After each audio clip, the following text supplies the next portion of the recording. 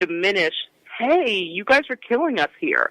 That was what I think we were trying to convey in that, or that group or movement was trying to convey in that. Do you understand what I mean by that? Yeah, absolutely. I definitely think it was just a reaction, like, not really a movement, and you can see that all the time, because anytime, I mean, there was just recently a black cop got shot by another cop who mistook him for no reason, and you didn't hear anything about Blue Lives Matter, so it's not about Blue Lives Matter, like, it's about pushing down Black Lives Matter. Yes, I did see that story about that cop who was going out to help assist. He was off duty at his home, and he was in plain clothes, but he was going out to help assist, and he was shot immediately by his counterparts who happened to be white, and it wasn't until they had shot him that they bothered to credentialize him, even though he was offering those credentials previous to being shot, and they weren't hearing it. So it's interesting, and that, I think, speaks to a bigger thing going on with a natural fear of, is it a fear of black people? When I was watching the Philando Castile thing, which is really what got me started on the show this week, I was thinking about that, and I'm going to tie it in later as we wrap up the show to respectability politics and what happened in that situation.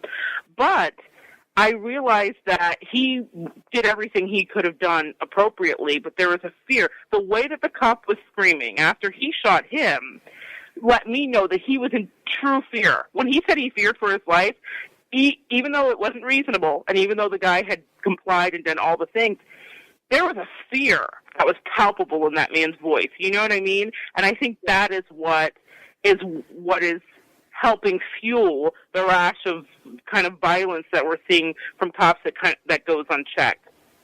So that is that's something that, to me, I don't think is happening in the national conversation. I don't think people are really getting what happens, and unless you're living somebody else's experience, I don't know if you understand that. So, yeah. You when we were talking, you had said something about people feeling like they were purposely maintaining their biases. What do you feel that the biases are? Well, I think they're just ingrained biases that have gone back down. I mean, going back to the fear thing, that started a long time ago. I mean, when they first started doing black and white movies, and that character would always be somebody who was raping white women and doing terrible things. And so those ingrained fears were set up to make it so that even after, slavery was over and things like that, that people were still afraid of black people. And that was the idea of it, was to make them seem like the bad guy in everyday life. And that hasn't gone away, even though really with, the access to the internet and things, it really should go away. And, anything like the way people speak and the way you look, people hold on to those biases, even though at this point there's no reason to. Right, and it is an ingrained thing. We always say that, racism and prejudices are taught. Now, here's the thing. I want to be clear here, too. Every single race, every single color has their prejudices and has their own versions of racism, okay? So if you grew up in a West Indian family, sometimes West Indian parents don't feel that black American parents are doing what they need to do. And that was my experience, knowing that. So my mother had her own prejudices, okay, and had her own beliefs about a certain group of people that happened to look like her, but were culturally different. And so I get that. I'm not excusing it. So I'm not saying everybody should sweep themselves of every prejudice or bias, but I think your point is so important. We should strive to educate ourselves and be better about understanding the plight of another or what somebody else is going through. And it's hard to do if it's just the place that you've been in your whole life and it's what your parents are and you don't evolve. I was watching a TED Talk about one of the women that was in the Westboro Baptist Church, and she talked about some of the bigoted views they had and how she left and escaped, and how the only way that she changed her mind about what she was taught as a child, from the time she was a child, was to immerse herself with other cultures that the Westboro Baptist people had said were evil or the devil or going to hell, whatever their views were on them. And she said it wasn't until she was friends and interacting and having conversations with people that not only didn't look like her but didn't hold her same beliefs that she actually shifted. So it was like an immersion therapy of sorts that helped her unlearn some of her bigoted ideology, okay? And I think that not everybody can just be like, hey, I'm going to go. I think when they were dealing with integrating schools and desegregating and all of that, that was the lofty idea, but the hate was so strong at the time, I think it just didn't change anything. And now that I see that we can make a choice, we're educated. There's a word that you and I had talked about called woke, W-O-K-E, for those of you listening and don't understand, meaning awake.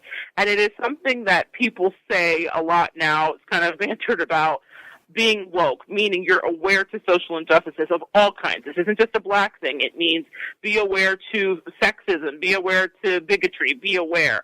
And I think that your generation is very awake.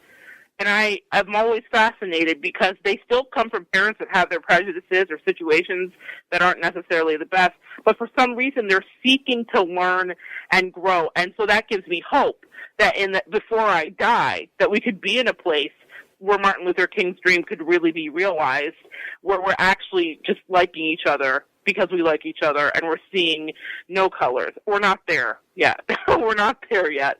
And that brings me to this BuzzFeed video that you actually showed me that talks about the spectrum of racism. Can you explain that? Yeah, I really love the video. It was just him explaining, like, the different types of racism. Like, racism isn't like you're either racist or you're not. It's more of a spectrum. So, like, you have people who are outright racist who are, like, calling people the N-word and just flat out, doing terrible things. Like the KKK would be just outright racist. But then you also have other types of racism that are more, what's the word? We just talked about it the other day, too, and I can't think of the word. They're more small things, like microaggressions, yeah. It left me. Yeah, they're more microaggressions, little things like maybe seeing somebody's name on a job application and then not reading it as well as you should, or, following somebody around a store, and it just kind of changes and then it goes down. So it's not like racist or not racist. It's a spectrum that we all have to continue to work on to get lower on that spectrum. So do you think that people can change their ingrained mindset about race? Do you think that's even possible? Yeah, absolutely. I mean, nobody's asking you to, like, wake up one morning and just change the way you've thought your whole life or the way you've been taught your whole life. But you have access to the internet. Every book you could ever want is on there. All sorts of articles by people smarter than you, by people who have degrees are on there. There's no reason that you can't start researching and start meeting other people that maybe you've had those biases towards, whether they be black or, gay or any of those things, and learn that maybe your biases are not correct. So I think that it takes a lot of work to not lose those biases at this point. So I really do feel like if people are still racist or anything is sexist, homophobic, that you really have to try to continue to be those things at this point. That's a brilliant point to me as well, because you're right. We are in the age of information. We literally have anything we could want to know at our fingertips via Siri, via Alexas, via Google. There is nothing that you don't need, that you can't know by Googling or opening up an app or talking to somebody or watching a video, BuzzFeed, YouTube, or otherwise. Everybody has an opinion, and everybody's always seeking, I think, to shift the conversation and move towards enlightenment. Now, there are some people that are stuck and want to keep things in their way, and I think that a lot of that is still happening in our country, as we can see with all the stuff going on recently. And that's not so much even about racism, that's just about, or maybe it is, I don't know, but there's about a way of wanting to keep things as the status quo and what was comfortable. I heard a lot during the elections of people saying, like, we're angry or white people are angry. This is what, was being said as people were polling and not understanding what was going on. They said they felt like their country was leaving them. They wanted to go back to what it was. And I think about what it was, and I'm like, the time when no one had any rights but white people? That's fascinating. That's when you wanted it to go back to? Okay. That was a reality check for me, because I'm super patriotic, Dina. As you know, I love my country, and I was like, what's going on here? I love this country, and I'm lucky because I grew up in the 80s, and so things were shifting. Things weren't perfect, but they were shifting. I experienced tons of racism where I grew up, but I always felt hopeful, and I always felt like if I could excel, and I did the respectability politics, which I'll talk about later, that my mom taught me, I thought, well, maybe I'll get ahead. I didn't realize that we still had a long way to go. And it's funny because you talked about the microaggressions, which is a great segue. The microaggressions, how do you think that we can deal with microaggressions from both sides? And before you answer, I want to explain to people, Dina touched on it a little bit, but microaggressions are the tiny things that happen. They're the tiny, tiny things that happen.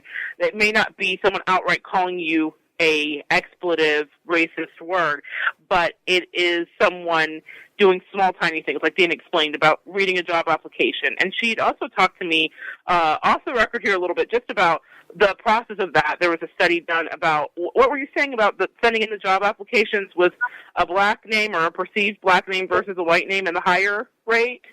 Yeah, I think they did, it was like 50 or 100 applications, and they were the exact same applications, but they'd send one with a name that sounded, black and one with a white name, John Smith or something.